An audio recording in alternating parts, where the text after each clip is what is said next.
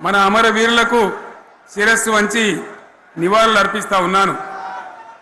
1969లో మూగబోయిన తెలంగాణ నినాదానికి తిరిగి జీవం పోసింది ఈ గులాబీ జెండా అని మీ అందరికీ నేను మనవి చేస్తా ఉన్నాను.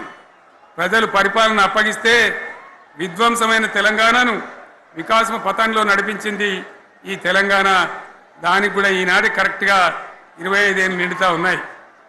ఆనాడు కొండా లక్ష్మణ్ బాపూజీ గారు ఆశ్రయం ఇస్తే ఏప్రిల్ 27, 2001న జలదృశ్యంలో టీఆర్ఎస్ ఆవిర్భావం తెలంగాణ చరిత్రనే మలుపు తిప్పిన ఒక మహోజ్వల ఘట్టం.